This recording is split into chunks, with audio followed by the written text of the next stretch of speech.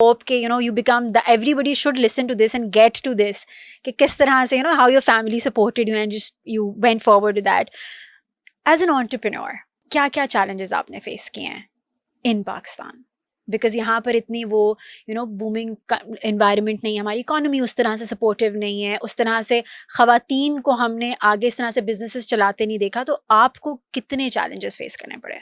पाकिस्तान में चैलेंजेस हैं, no doubt. सबसे पहले तो मैं ये कहूँगी कि नेगेटिव बात करने से पहले पॉजिटिव बात करती हूँ कि पाकिस्तान में अपॉर्चुनिटी भी बहुत ज़्यादा है. Pakistan is still a low cost place. यहाँ पे HR आपको अच्छा भी मिल जाता है और लो कॉस्ट भी मिल जाता है. ये पहले मैंने ऑस्ट्रेलिया में कुछ करने की कोशिश की तो वहाँ पे आप you can not hire too many people क्योंकि वहाँ पे बहुत एक्सपेंसिव है HR. तो एक तो ये पाकिस्तान की अच्छी बात है.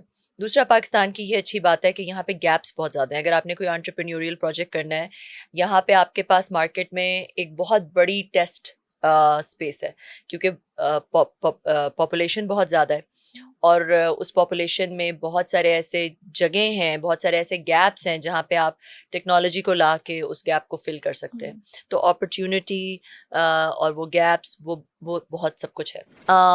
पाकिस्तान में जो मसले हैं वो भी बेतहाशा हैं. ठीक है, अगर हम पॉलिसी लेवल के मसलों की बात कर लें तो पॉलिसी में एक तो कंसिस्टेंसी नहीं है. पॉलिसी काफ़ी ज़्यादा चेंज होती रहती है. जब आप बिजनेस करते हैं तो आपको जो आपके इन्वेस्टर्स भी होते हैं, आप खुद भी, आपको वो प्रिडिक्टेबिलिटी चाहिए होती है. पॉलिसी में प्रिडिक्टेबिलिटी चाहिए होती है, वो कभी कभी लैक करती है.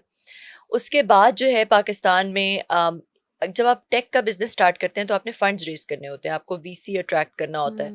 ये सारी जो अभी इकोनॉमिक इंस्टेबिलिटी है, पॉलिटिकल इंस्टेबिलिटी है, इसकी वजह से VCs गेट कोल्ड फीट.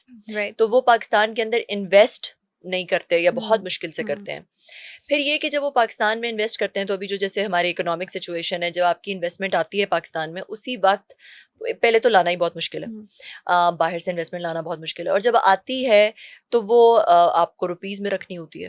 तो उसकी आपको पता है रुपीज़ वॉलेटाइल, उसकी वैल्यू जो है अब तो काफ़ी बेहतर हो गया, मगर पिछले कुछ सालों में वैल्यू बहुत गिरी है. मैं भी जो अपनी पूरी इन्वेस्टमेंट या सेविंग्स लेकर आई थी ऑस्ट्रेलिया से, उनकी वैल्यू काफ़ी गिर गई because obviously the rupee devalued in these past 4 years quite extensively. उसके बाद जो है फिर रिपैट्रिएशन नहीं. रिपैट्रिएशन का मतलब कि आप पाकिस्तान में फंड्स ला तो सकते हैं, बाहर वापस नहीं लेके जा सकते. You can not take it back out. तो उसमें फिर आपने देखे आपकी पेमेंट्स आ रही है, आपने अपने वेंडर्स को पे करना है, आपकी AWS की पेमेंट्स हैं, आपकी MongoDB, जो भी आप टेक्नोलॉजीज यूज़ कर रहे हैं, गूगल की, प्ले स्टोर की, एक्सेट्रा iOS स्टोर की, तो बहुत सारी पेमेंट्स होती हैं. उसमें भी लिमिट्स हो जाती हैं. एडवर्टाइजिंग आपने करनी होती है, उसकी लिमिट्स हो जाती हैं. तो वो एक क्लंकी प्रोसेस है, मुश्किल प्रोसेस है. फिर ये है कि यहाँ पे इट्स अबाउट कि आपका नेटवर्क क्या है, हु यू नो. तो फिर उस हिसाब से जो है आपकी डिफरेंट चीज़ें होती हैं. आपको लाइसेंसेस चाहिए, या आपको रेगुलेटरी फ्रेमवर्क जिस तरह का मैं बिजनेस करी उसमें बड़ा एक अननोन सा है.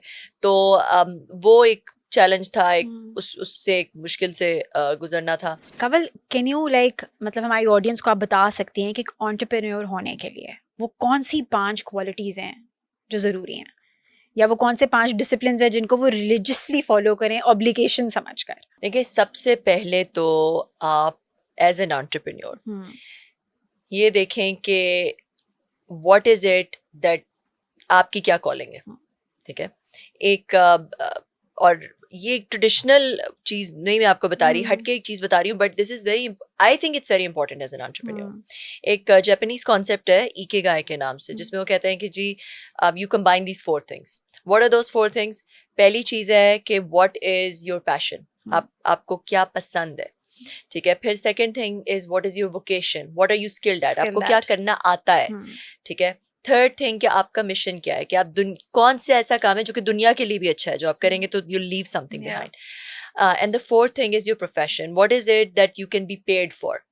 तो find that thing which is like an intersection of these 4 things. ऐसी चीज जो कि इन चारों चीजों को कंबाइन कर रही हो, दैट थिंग. तो पहली चीज हो गई कि आपने किस एरिया में जाना है. फिर आप देखें कि गैप कहाँ पे है. बहुत सारी चीज़ें हैं, स्पेशली पाकिस्तान में. मैं आपको बहुत सारी कंपनीज की एग्जांपल दे सकती हूँ जो कि आई और उन्होंने बहुत बड़ी डिस्ट्रप्शन क्रिएट की क्योंकि उन्होंने एक बड़ी प्रॉब्लम सॉल्व कर दी. अब देखें जो उबर है, लोगों के घरों में गाड़ियां खड़ी हुई हैं, एयरबीएनबी है, लोगों के घरों में कमरे खाली पड़े हुए हैं, उनको किसी तरह एक बिजनेस मॉडल में ले आते हैं. तो Uber is the largest taxi company in the world, Airbnb is the largest hospitality company in the world without owning a single taxi or a hotel. तो इस तरह देखें कि कहाँ पे कोई लेटेंट कैपेसिटी है जिसको आप बिजनेस मॉडल में ला सकते हैं, कहीं पे कोई फ्रिक्शन है जिसको आप रिमूव कर सकते हैं. पहले आप जो है वो बाजार जाते थे, एक मूवी खरीदते थे, फिर घर आते थे, फिर उसको देखते थे, फिर उसको वापस करते थे. नेटफ्लिक्स ने जो है वो सारी आपको एक जगह पे ला दी. ठीक है, फ्रिक्शन रिमूव कर दिया. आप अपने घर बैठे क्लिक करके आप मूवी देख सकते हैं. एक चीज को बहुत आसान कर दिया. ठीक है, तो पहले आप जाते थे, आप लाइब्रेरी जाके बहुत सारी इन्फॉर्मेशन ढूंढते थे, रिसर्च करते थे. आप गूगल पे एक चीज टाइप करें, आपको सारी सारा कुछ आ गया. तो इस तरह देखें कि कहाँ पे कौन सी ऐसी जगह है जहाँ पे आप कोई फ्रिक्शन रिमूव कर सकते हैं, कोई कन्वीनियंस ला सकते हैं. ठीक है, वो फिर आप देख सकते हैं कि कहाँ पे आप मैसिवली कोई चीज़ कस्टमाइज कर सकते हैं कि हर एक के लिए वो कस्टमाइज्ड हो. जैसे आपका जो फेसबुक है वो बिल्कुल डिफरेंट होगा, मेरा फेसबुक इंस्टाग्राम डिफरेंट होगा. It's customised to what you like. ठीक है, तो कहाँ पे आप वो कर सकते हैं. तो इस तरह की बहुत सारी चीज़ें जहाँ पे देखें कि कहाँ पे मार्केट में एक ऐसा गैप है कि आप एक सिग्निफिकेंट डिस्ट्रप्शन क्रिएट कर सकते हैं. दूसरी चीज़ होगी, तो पहले आपने अपना इकिगाई देखा, दूसरा आपने देखा मार्केट में कहाँ पे गैप है, कौन सी चीज़ आप कर सकते हैं. तीसरा ये कि जब आप कोई चीज़ चूज़ कर लें, आपको नज़र आए कि अच्छा ये हो सकता है, तो वहाँ पे पहले एक मिनिमम वायबल प्रोडक्ट जो कि सिर्फ पायलट के लिए वो बनाए, बहुत थोड़े फंड्स के साथ वो बना के उसको पहले मार्केट में सोक करें, टेस्ट करें, देखें. क्योंकि आप हो सकता है कि सोच रहे हो कि यार ये तो गैप है, मगर कस्टमर्स उस तरह ना सोचे, कोई उसको अडॉप्ट ही ना करे. nobody wants to pay for it. तो आपने ये देखना है कि what you're making, will somebody pay for it? Will somebody find it useful? Will somebody be ready to, will it earn any money at all? तो सबसे पहले फिर आप वो प्रोडक्ट मार्केट फिट या वो उसकी पायलट उसका काइंड ऑफ टेस्टिंग कर लें. जब आप देखते हैं कि वो आपका एक चीज़ है, सोक हो रही है, कस्टमर्स आर इंटरेस्टेड, फिर आप जाके कोई सीड फंडिंग रेस करके उसको एक थोड़ा सा मिनिमम वायबल प्रोडक्ट ऐसा बनाएं जो कि आप लॉन्च कर सकें. फ्रेंड्स एंड फैमिली में बेशक लॉन्च कर लें या थोड़ा सा बड़े सर्कल में किसी नीश में लॉन्च कर लें और उसको टेस्ट करें. और you find the best business model. Best उसके लिए बिजनेस मॉडल में बहुत सारी चीज़ें आ जाती हैं. उसके लिए कौन सी सप्लाई डिमांड, आपकी जो उसकी जो प्रोडक्ट के सारे फीचर्स हैं, kind of try and find the product market fit. कि आपका प्रोडक्ट एग्जैक्टली जो है वो कहाँ पे फिट हो रहा है, किस तरह का उसका कस्टमर सेगमेंट है, उनकी किस तरह की डिमांड्स हैं, किस तरह आप उसको प्रेजेंट करेंगे, प्रोडक्ट को किस तरह प्रेजेंट करेंगे, कहाँ पे रखेंगे क्या. तो वो प्रोडक्ट मार्केट फिट ढूंढें. जब एक दफ़ा आपका बिजनेस मॉडल आपको मिल जाता है, आपका प्रोडक्ट मार्केट फिट मिल जाता है, फिर जाएं बड़े पैसे रेज करें. Right. Then go and raise big funds for it. It's always starting from small and then go big. And scale. And then go big.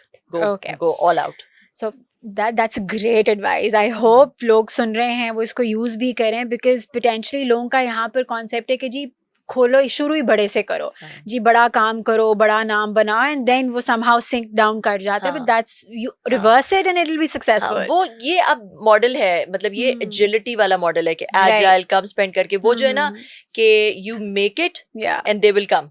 Make a big thing and they will come. They will come का मतलब है कि customers आ जाएंगे. मगर आप फिर इतनी तब तक इन्वेस्टमेंट कर चुके होते हैं कि अगर कस्टमर्स ना आए तो क्या होगा. मैं आपको अपना बताती हूँ कि जब मैंने अपना प्रोडक्ट स्टार्ट किया, जो हमने पहली चीज बनाई, छोटी सी बनाई, दुकानदार की एक एप्लीकेशन थी, उसको दुकानदार को बुलाया, उसको उस बेचारे को समझ ही नहीं आई.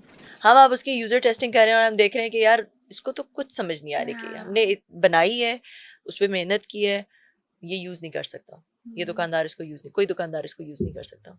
तो we had to trash the whole thing. ठीक है, एंड वी हैड टू. तो ये कभी भी जो एंटरप्रेन्योर जो सोचता है ना कि क्या चीज होगी, कभी भी वैसे नहीं होता. It always changes.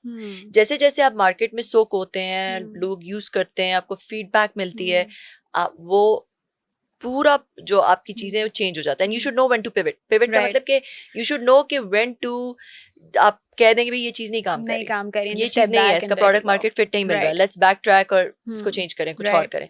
क्योंकि काफी दफा ये होता है कि वो एक संकन कॉस्ट फैलेसी जिसे कहते हैं, एक लॉजिकल फैलेसी है, जिसमें आप कहते हैं नहीं इतना पैसा लग गया है, अब इसको नहीं बंद कर सकते, रिजिड हो जाते हैं. हाँ, रिजिड हो जाते हैं वो, फिर और पैसा लगता ही जाता है, डूब जाता है, क्योंकि आपने टेस्ट कर लिया ना, नहीं चल रही. तो then don't be married to your idea or your product. Have the mental courage to to let decide, go. to let go, or to Yeah. pivot, change it in Yeah, some yeah. way, shape or form, कि वो Yeah. उसका market fit मिल Hmm. सके.